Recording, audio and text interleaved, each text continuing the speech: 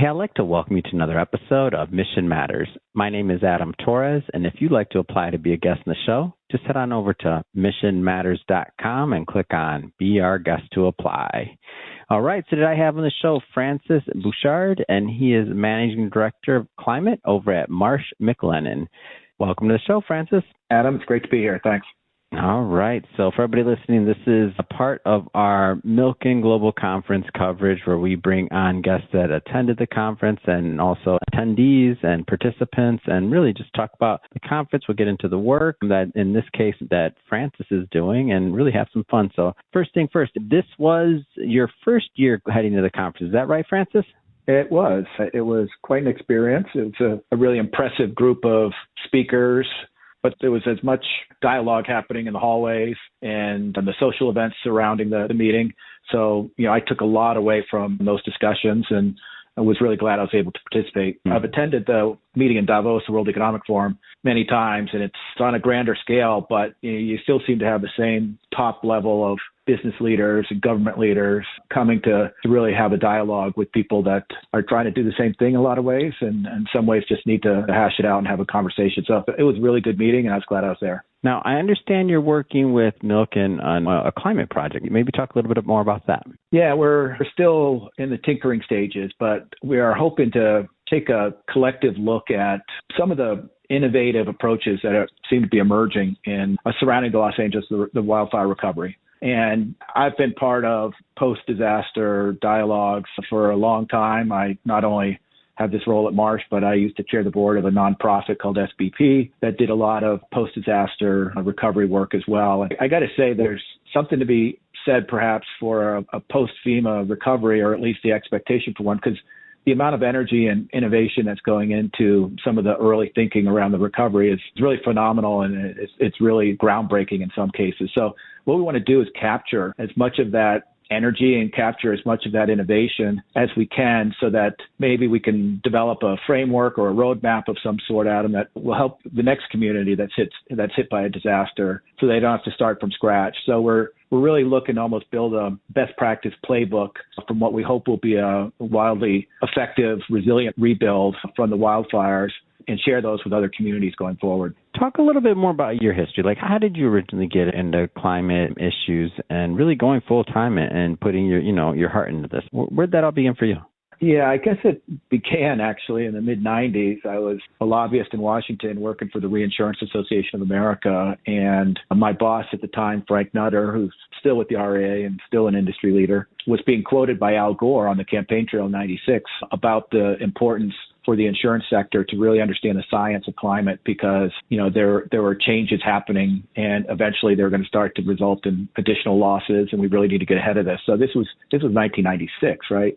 Fast forward a decade or so, I'd gone in-house with the Zurich Insurance Group and was working at the corporate offices in Switzerland, and there was a lot of talk about climate there. Probably 2007, we established an internal climate group that would start to look at the strategic implications of the transition side of the climate and what risk issues may emerge from there. And from there, it just kind of took off, Adam, professionally, meaning, we started to do a lot at that company around risk and flooding issues in particular. And I really started to deepen my understanding and appreciation for the role that the insurance sector plays, not just in the modern economy, but what it's done in historical times of increased risk as well. And when I was eventually leaving Zurich, I had about, a year or two to plan the transition. And it struck me that as I came back to the United States, the insurance industry really needed to perhaps remind itself of its role in society and remind itself of some of the major initiatives and institutions it's created in the past to address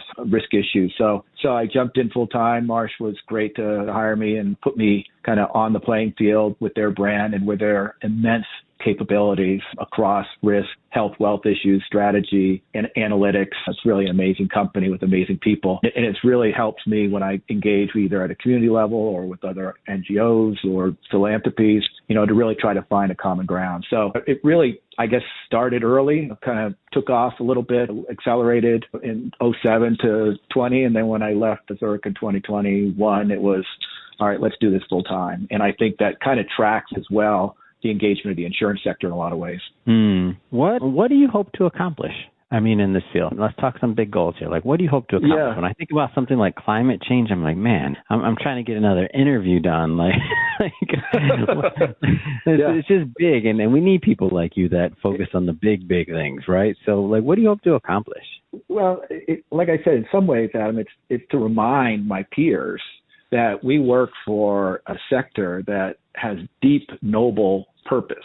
And, and it's not just writing a check after you get a car accident, or maybe not writing the check, or it's not writing the check you want to see, or a life insurance benefit or whatnot. I mean, we really, and we're starting to see it in California, unfortunately, the insurance sector is integral to social interaction in a lot of ways, and de-risking almost the basics of economic transactions that we undertake. Owning a house without insurance is really difficult to do. You need massive resources to be able to self-insure. So this is a sector that has not just a noble purpose, but an incredibly proud legacy of finding ways to help society through times of new risks. And the stories, there are plenty of them, but the few that I really love to tell, Adam, is, with the advent of electricity in the 1890s, there were a lot of concerns about the safety of this new experiment, even though it was, very quickly becoming almost that have-to-have technology. But there were a lot of fire issues, and it was rolled out at the World's Fair in 1892 in Chicago, 22 years after the Great Chicago Fire.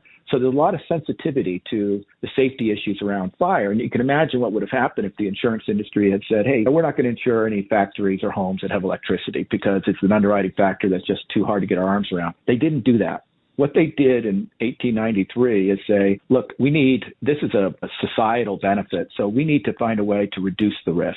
So they ended up creating an organization that today is called Underwriters Laboratory, or UL Solutions. It's a $3 billion public company nowadays. And what they did is essentially make the world safe for electricity. Now, that's a pretty grand statement, Adam, but I think we can do something like that again for climate change.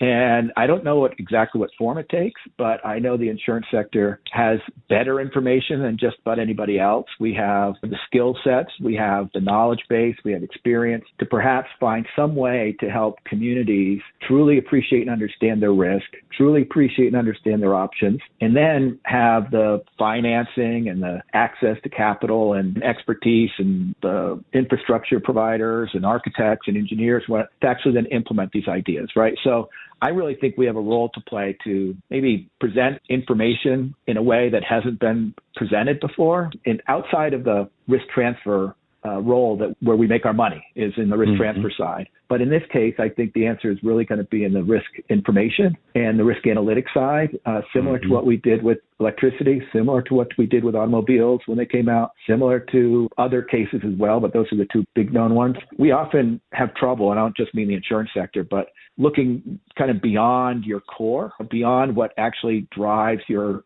economic value. And in this case, I think the insurance industry is sitting on immense knowledge that can be utilized in different ways. So what am I trying to accomplish? I'm trying to get people to kind of maybe look inward and realize that not only do we have a social purpose that really puts us in a different place than many, but we also have the tools and capabilities to do something about it. If we can kind of repackage those perhaps in a way and make them available to the communities where these tough decisions need to happen. Yeah, that's great. And I'm excited to follow the progress and also the partnership between what you're doing and how you're working with the Milken Institute, because this is one of my favorite parts about doing this show is that you get to kind of see when things start, and then, we'll be looking back at this a couple of years later and be like, man, Francis, remember we were talking about that? And now look at this. Like, what? It was just an idea. It was just starting. It was conversations. And that's why I also like particularly covering this series, because it brings a lot of people together. And it's weird, and to me, to think, weird's maybe the wrong word, but it's interesting to think that it still all starts with conversation and just two people and ideas, and it goes from there, and then things happen, right? Like, that's the basics of it, but things happen.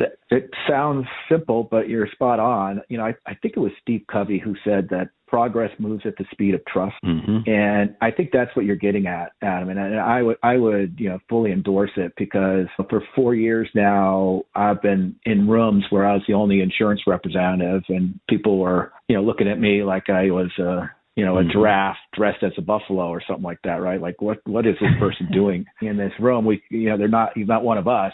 And nowadays, the conversation is so different. The conversation is, how can you help? What do you need from us to help us. How can we partner?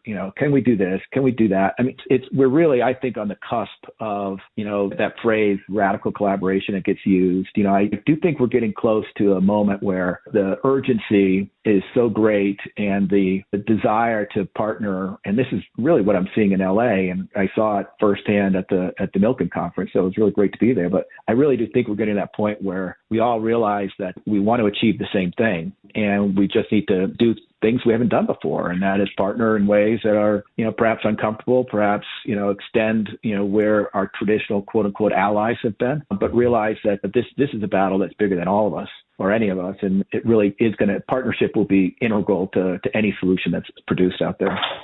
Yeah. Well, I think it's a great conversation, and it's one that I want honestly, this is the way things change and this is the way things get done. So that being said, if somebody wants to follow up and to continue the conversation, Francis, and also just learn more about the work and what you're up to, how do they do that?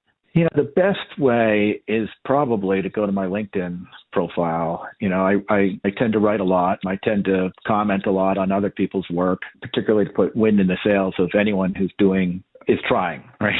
Yeah. It's like men growing beards, right? We applaud anyone who tries, any other male who tries, right? Whether no matter how it looks, right? There's almost that sentiment here too, that people who are trying, radical things, I'll stand up and applaud them on LinkedIn as well, because I just think we need to see more of that. So that's probably the most centralized. Marsh McLennan has a resilience hub as well, where a lot of the Marsh McLennan work is posted. There's a lot that's being done there as well. But those are probably the two sources that are the easiest to find. Awesome. And for everybody listening, just so you know, we'll definitely put some links in the show notes so you can just click on it and head right on over. And speaking of the audience, if this is your first time with Mission Matters and you haven't done it yet, hit that subscribe or follow button. This is a daily show. Each and every day we're bringing you new content, new ideas, and hopefully new inspiration to help you along the way in your journey as well. So again, hit that subscribe or follow button. And Francis, thanks again for coming on the show. Adam, thanks a lot, and I look forward to listening to others talk about mission and maybe being on the show again someday and to be able to update you on everything we've accomplished. So look forward to that.